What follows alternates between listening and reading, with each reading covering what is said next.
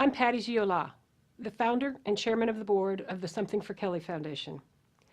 Our central goal at SFK is to aid all individuals on the eating disorder spectrum, but with an emphasis on young people and vulnerable communities. We are here today with Aubree Anna, a talented singer-songwriter based in Dallas, Texas, who has recorded her latest original CD in Nashville. Aubree Anna, thank you for coming today and sharing your story about your music.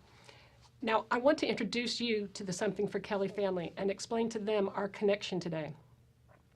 Last fall, Aubree Anna called me to encourage me to listen to the audio recording of Pretty. She explained that she hoped it could be of benefit in some way to Something for Kelly. Aubree, can you please elaborate on your ideas about the connection between your song Pretty and the members of Something for Kelly? Certainly. Well, first of all, I want to thank you for allowing me to be here and having the opportunity and platform to share my song Pretty and what it means and the music video that's been moving to so many. I've had a chance to meet you too and talk with you many times, and you're an amazing woman, so I really thank just the friendship that we've shared as well.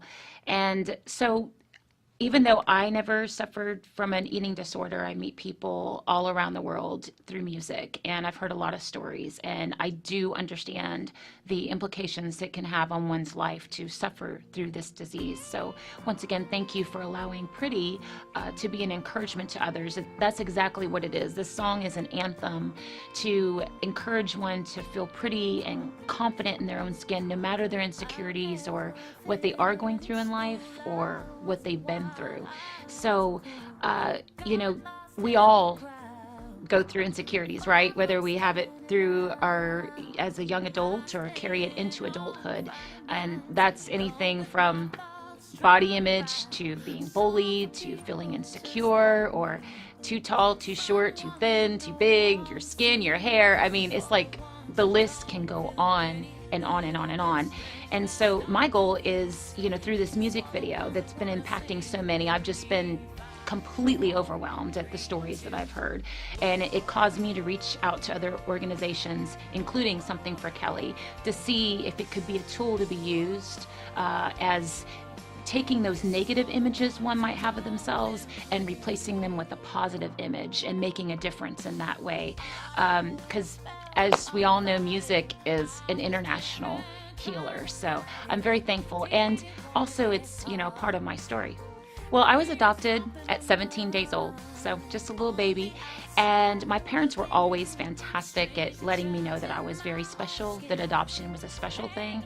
And in fact, it has allowed me to view the world very differently. I have an unconditional love because I know that I was chosen, and to be loved in such a way changes kind of the way you look at the world.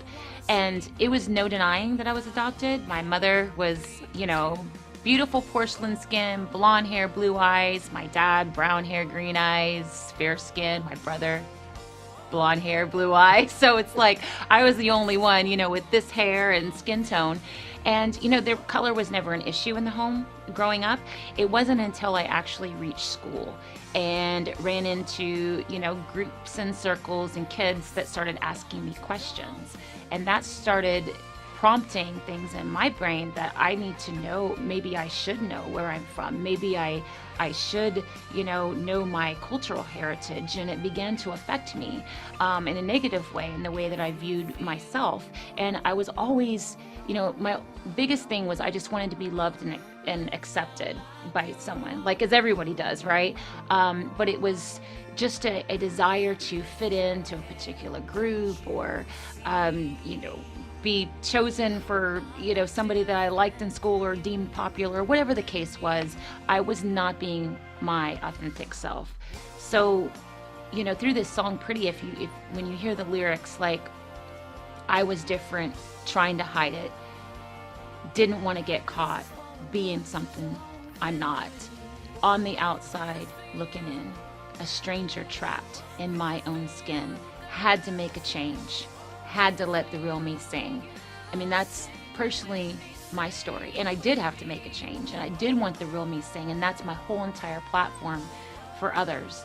I thought that I could share one story that might be a benefit to you and your audience and those you're trying to reach through your organization. I remember, I was always into sports. I played volleyball. I wasn't actually very good when I first started, by the way. My spiker, I was more scary because I was always tall 'Cause and you're tall. 5'10", yeah. So people would be like, oh my gosh, she's gonna like really spike the ball. But anyway, okay, I'm digressing. But so I was always into sports, but I showed up at a model cattle call, as they call it, where a whole bunch of people come in. You have some agents, you have people, reviewing you. So anyway, reviewing you. And I remember this one lady, she like touched on my thighs and she was like, oh, those are too cushiony. You're going to have to, tone those up. And I remember, I was into sports and everything. So I remember asking my mom and asking my friends, like, are my thighs, like, are they too big? Are they too cushiony? So that lasted for a few days. And it's amazing how much an impact others' words, whether it be a stranger, a family member, someone you love, can make on one. So, the whole point is changing those negative things that you think about yourself or maybe that you've been told and turning that around into positive and focus on the things that you love about yourself.